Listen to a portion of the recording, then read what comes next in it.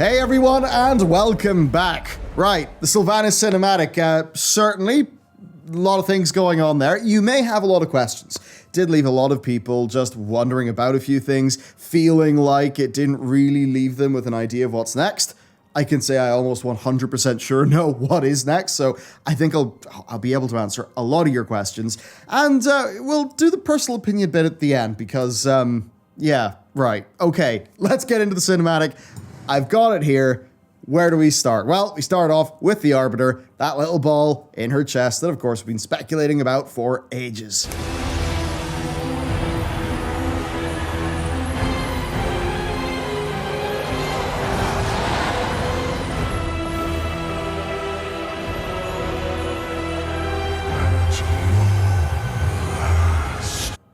So, very much this is what we expected. Zoval's going to get all of these sigils. Now, these sigils are mostly a 9.1-ish plot element, for the most part anyway. But yeah, basically what we think has went on with Zoval is that originally he was doing the job of the Arbiter. He then betrayed his brethren, he got banished, his sigil was stripped away from him, and I think they then created the Arbiter to do the job of Zoval.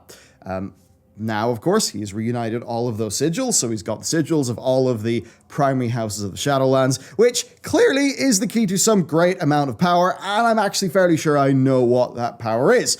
But not before Zoval's got to go through a bit of a costume change.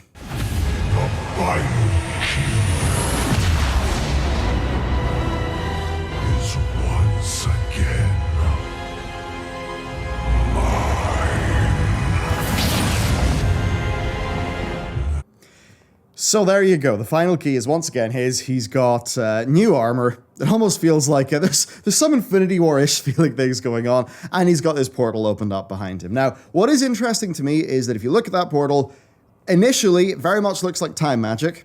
I'm going to put that aside for now and say that this is what a big sort of super original bit of First One's technology looks and feels like. Now that said, the meat of this is yet to come, so let's go.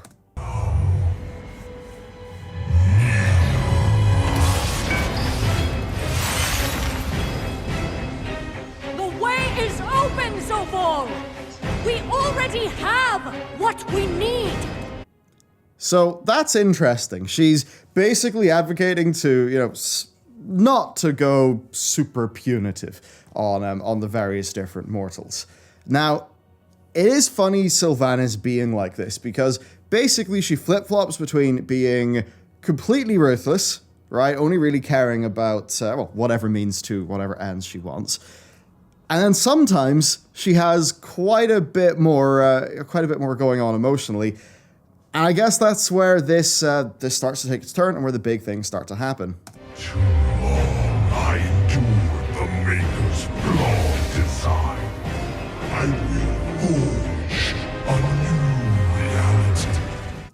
Okay, so just before we hop into what I think is going to happen here, he's basically rebelling against his creators. This is what we thought was going on in the long, long, long ago history of the Shadowlands. And his goal is to unmake reality, or to remake reality. Now, to do that, he's going to need to get to a place called the Sepulcher of Knowledge. And based on, I think, Alfarim's writings and a few things in Tazavesh, I'm actually fairly sure I know what's up with the Sepulcher of Knowledge. So the point being here, they've got everything they need to get to the Sepulcher, almost certainly. Sylvanas thinks, though, that this is getting a bit excessive.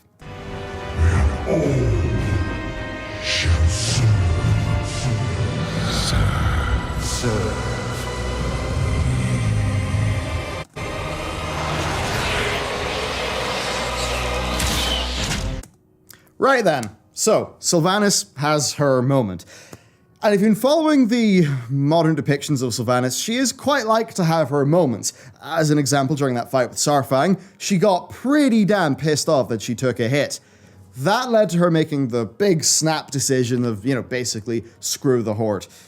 Now, if you look what happens here, she's just seen Zoval chain up all of a bunch of people that she knows, that she has history with at least, and then talks about them serving. And that's basically a bit of a sore point for Sylvanas. I mean, why does she hear the Lich King's words in her head? Arthas's words in her head, even. Because she obviously has got a big problem with serving. And if you look at the earlier cinematics that she has with Anduin, she obviously has a problem with him basically being controlled by domination magic, even though it goes against his will, because that, in fact, is what was done to her very initially before she was able to break free after she was killed by Arthas with Frostmourne.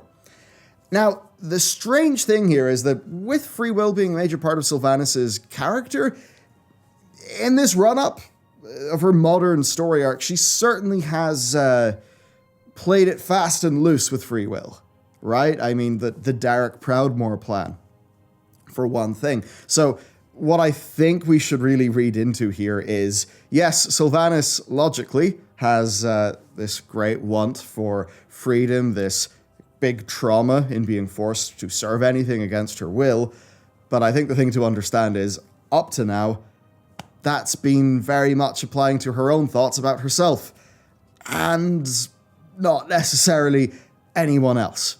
So that is a bit of a strange point, and you do just have to accept somehow that Sylvanas hasn't worked out, that she has been serving him. Now, this is something they've tried to foreshadow, whenever Zoval, the jailer, pretty much cast Denarius into the bin, says, I don't need him anymore. That's when Sylvanas starts to think, oh dear, this could go wrong. You can sort of see it on her face. So this is something they've been building up to. It's just, it's just happened in the big cinematics, hasn't massively happened in game, and we haven't spent that much time with Sylvanas, actually in World of Warcraft, so yeah, it can be a little hard to keep up, and sometimes those jumps in what she does and how she feels seem quite big between periods of time.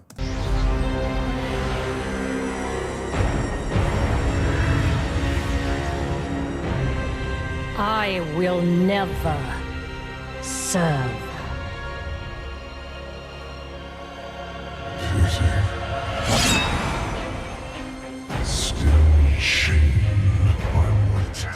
I think this is the face of somebody who's perhaps realizing what's really going on.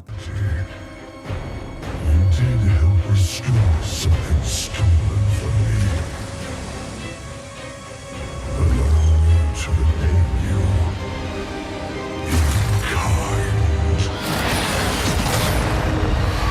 in kind. Alright, allow me to repay you in kind.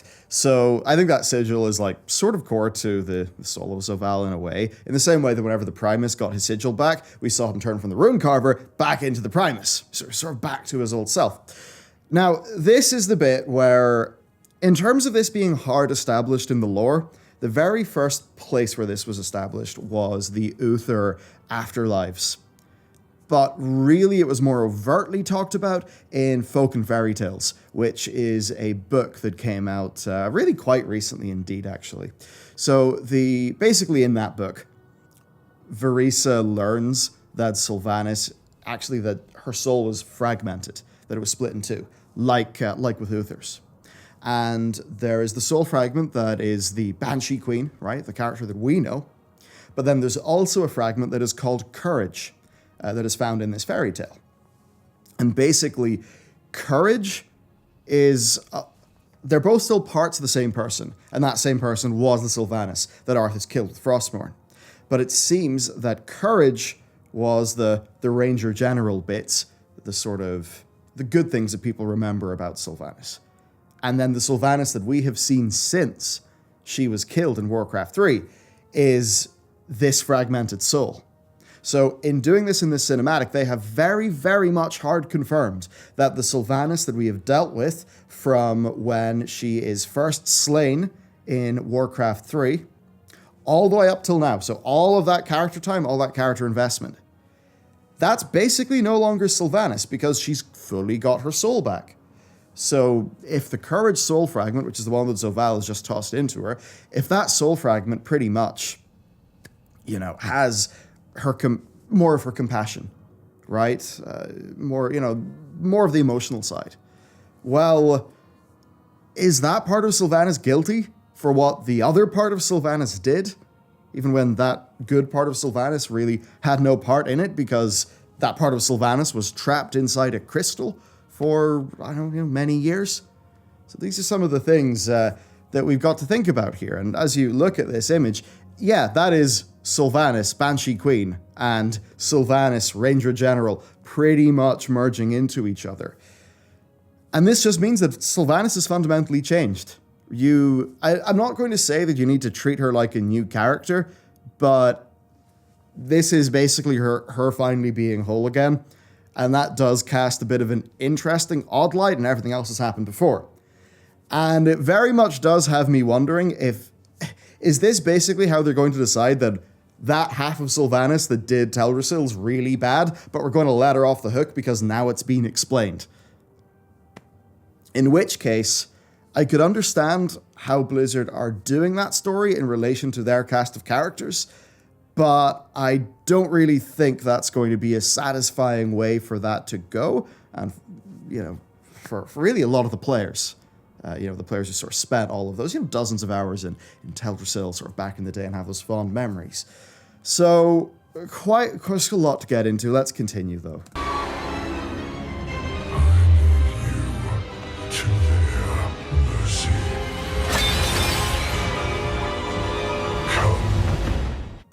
Okay, so Sylvanas is left to the mercy of those characters, and what that actually makes me think is War Crimes 2. Because, what did we do with Garrosh? We put him on trial. If she's being left to our mercy, then it stands to reason she's being put on trial. And then, if they wanted to do some parallels, because of course there's a Sylvanas Verisa arc in the War Crimes book, they could probably run something like that in a new trial that they do. Now, I think they have to be very careful by any such logic that is used in a trial of Sylvanas. And you're very much going to see how clear it is that she's different soon. Be the first to witness reality's end. Alright, so the dominated Anduin is going to become the first to witness reality's end. Sepulcher of Knowledge. Trust me, I'll get into that very shortly. Cannot let him reach me. Alright, so they kind of tease us there. Sylvanas says, cannot let him reach thee, and then she's gone. Now, the first thing that's going to twig you on to this being a different Sylvanas, because of course, this is a fantasy property, and rules are rules, the color of her eyes is different now. She's got blue eyes.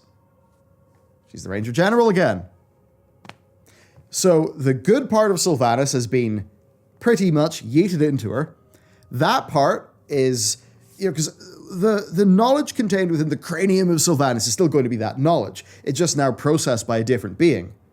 Not literally a different being, but, a more whole being. And that now means that the penny is dropped for her. And they really tease us. She says, don't let them reach and then she blacks out. Now, I'm just going to fill that in. Sepulcher of Knowledge. That is what's going on. That is where these two lads are going. And they're going to remake reality. To sort of do it over again. Now, your whole deal with that is basically tricky, because there's a criticism of Soval that kind of has to come in. But basically, from what we understand, the first ones, kind of from them comes everything else. All of the cosmic forces, the entire setup of the different realms, the systems. And it's a situation where, in a way, mortals appear, they cultivate anima during life, they die, they go to the Shadowlands, and their anima is kind of used in this big machine of death. I mean, I'm sorry, but that's not really the kind of idyllic afterlife that one would maybe think of. So there are a bunch of characters who are kind of looking at the setup of the universe with all of this really not that nice death stuff going on, all of these demons, all of these bad things, and they're kind of thinking, well, let's remake it again. Now, the first ones are basically the group who made the universe insofar as we know it, right? Ian, when he talked to me in an interview, said to zoom out on the, on the cosmic chart. So, basically, all you need to know is the first ones are like a big progenitor. They're like the progenitor to the Titans, to the Eternals. They set all of the stuff up. And with that, we believe, based on, I think it's Al-Fareem's writings, who is a broker, and his writings appear in this patch. We've basically worked out that the Sepulcher of Knowledge is you could almost think of it as a sort of cache of ancient First One's technology. That's what we think. First One's technology, basically the stuff that they used to write the universe. If you're going to think about, say, Lord of the Rings, where your whole thing is that, Melkor pretty much adds discord into the Song of Creation, right? He kind of messes up Iluvatar's plans. So it's kind of like singing discord into the sort of ideal harmony of creation. And I kind of wonder if that's what's going to go on here.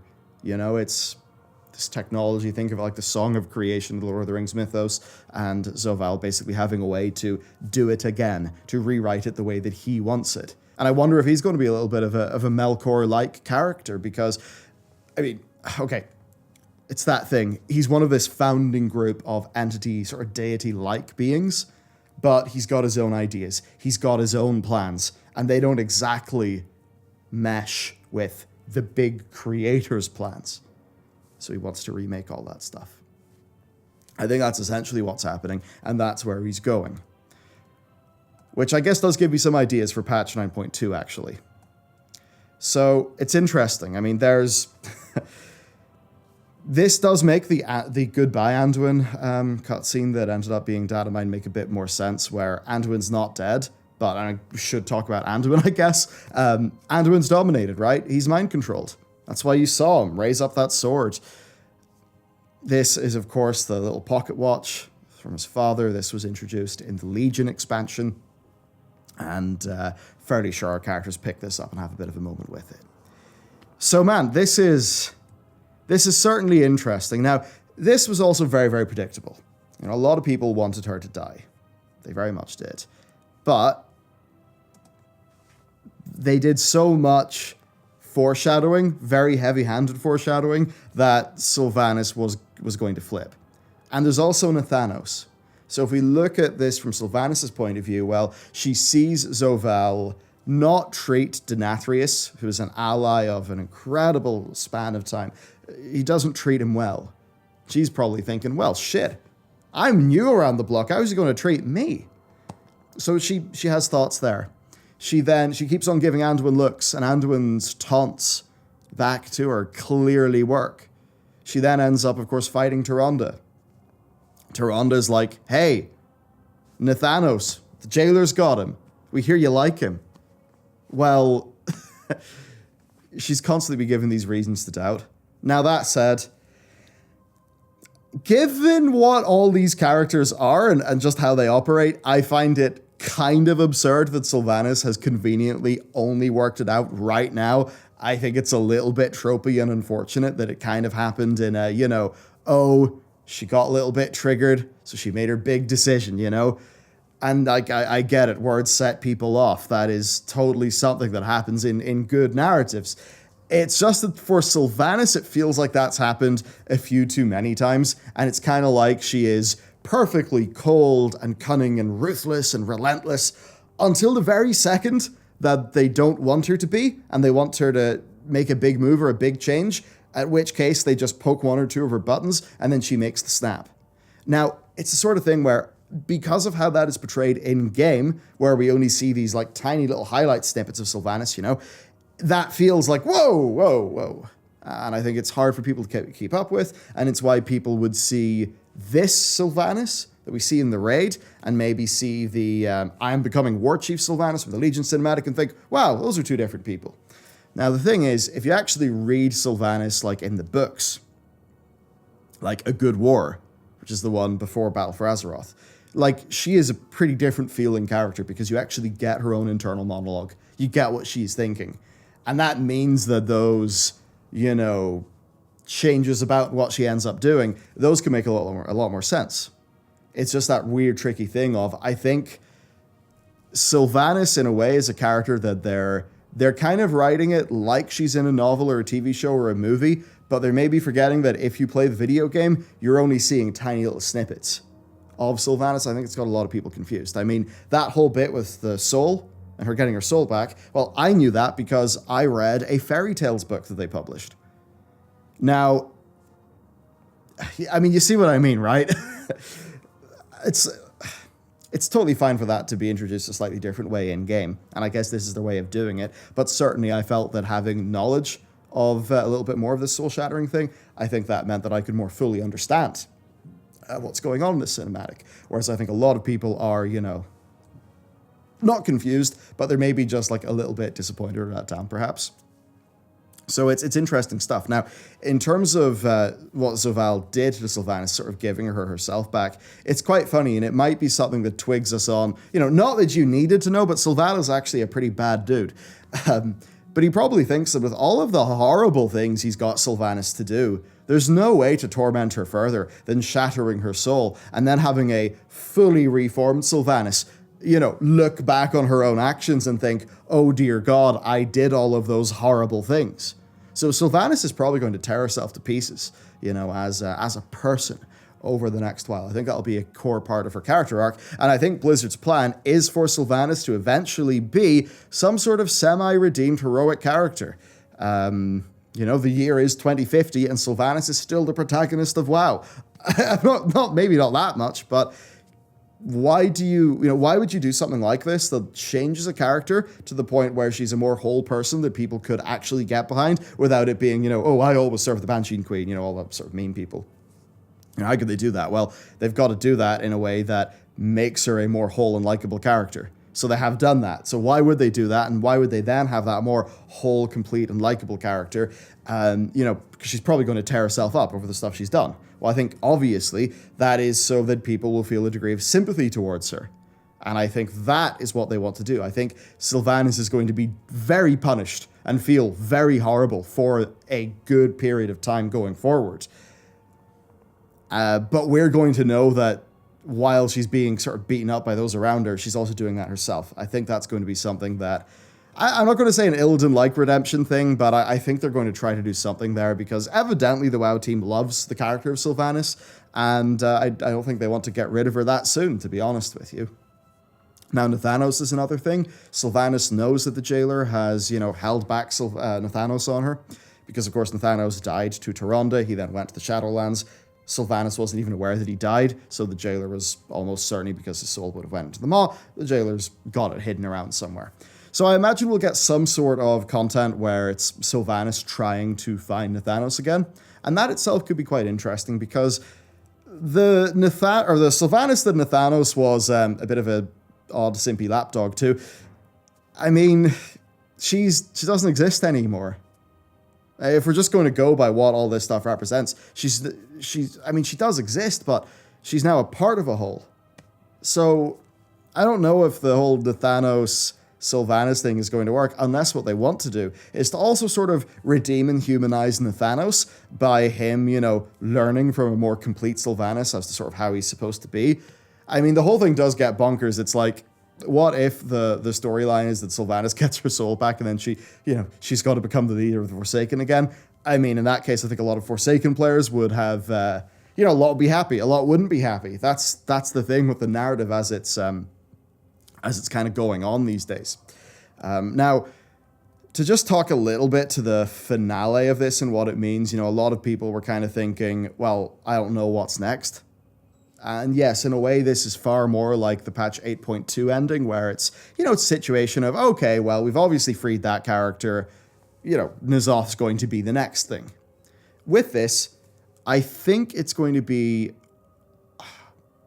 almost certainly the case, basically, that patch 9.2 is the final patch of this expansion, and the next thing that we do is stop the jailer, because that's the only way that the WoW team can actually keep vaguely the, every 2-year expansion launch cycle. There's only really room for one more major patch within the Shadowlands expansion. So I feel like that patch is going to be us trying to get to the jailer. Now, how do we do that?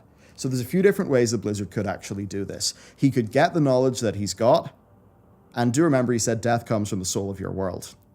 So it could actually be that it's the soul of Azeroth, the raw power of a Titan. Maybe that is what he would actually need to use that first one's technology.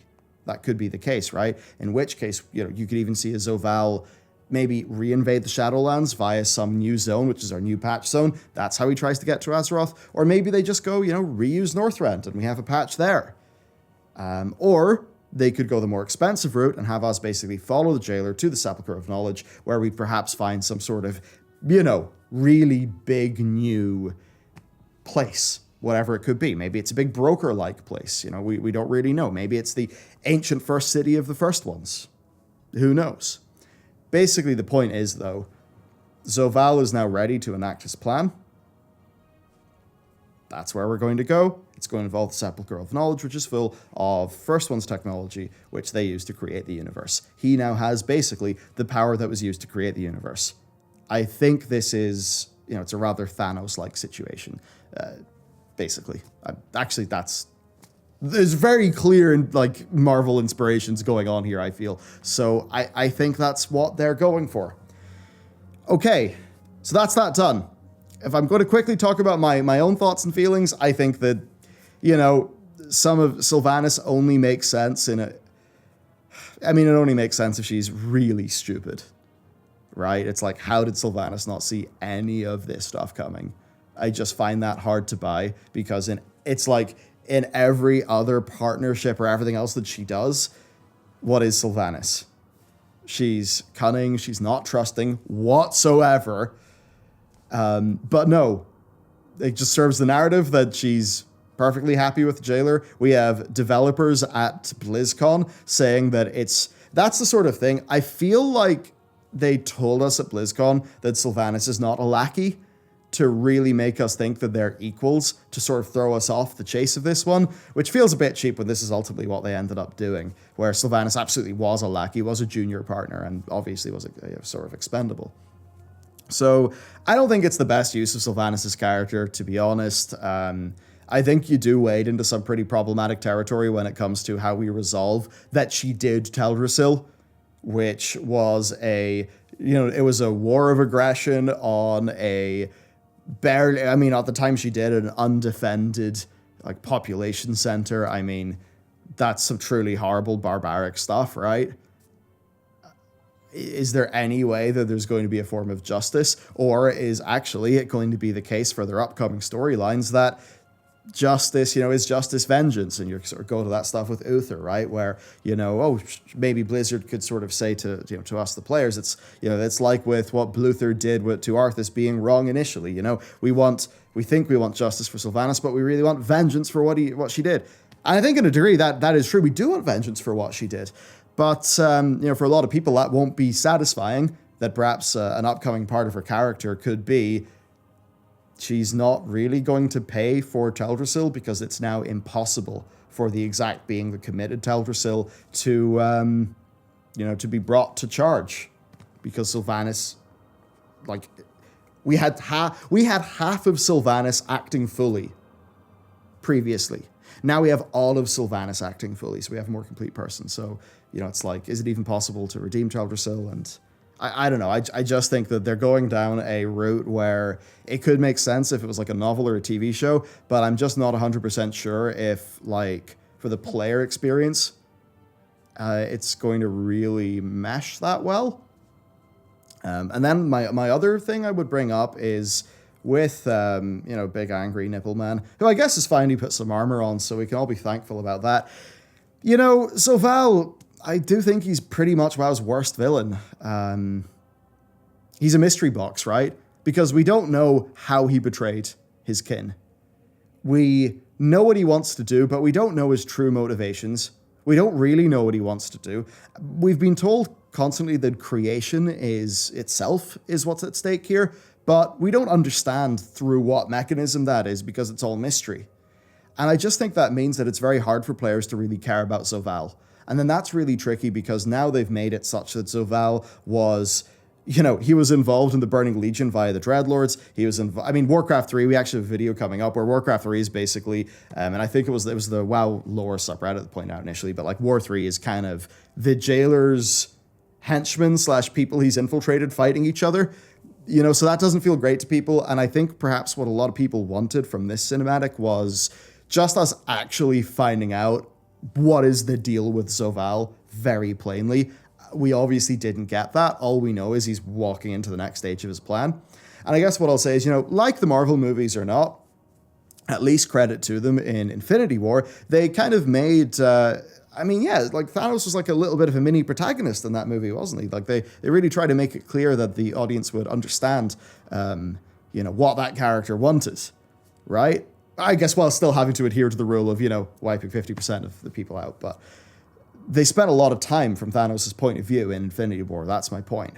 And it feels like they're trying to do a similar-ish story, but we haven't spent that amount of time with the character, and he's not been sort of looming over us and foreshadowing, or being foreshadowed for long enough in a way the players would actually feel. That, I guess, just that thing, the Zoval stuff, doesn't seem to really mesh with people. Now, Blizzard themselves, they did post this cinematic unlisted, and, for all the people who have, found the link to this and then clicked through to watch the cinematic, because, this is what Wowhead even linked, we're certainly 2.5k up, I was going to say up thumbs. Sure, we'll do that. 2.5k up thumbs to, 4.9k down thumbs.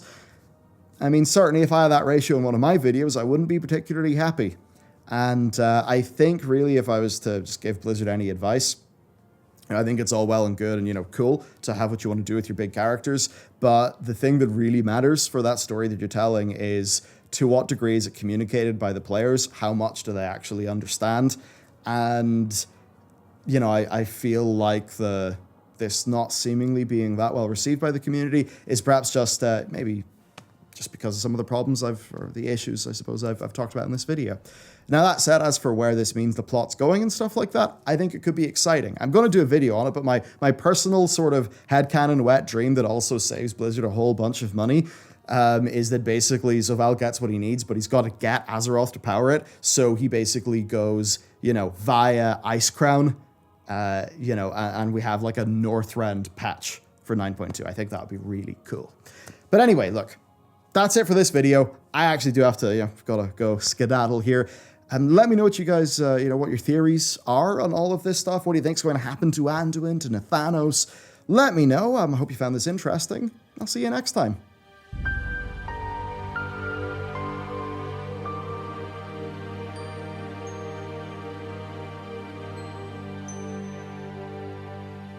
Mm-hmm.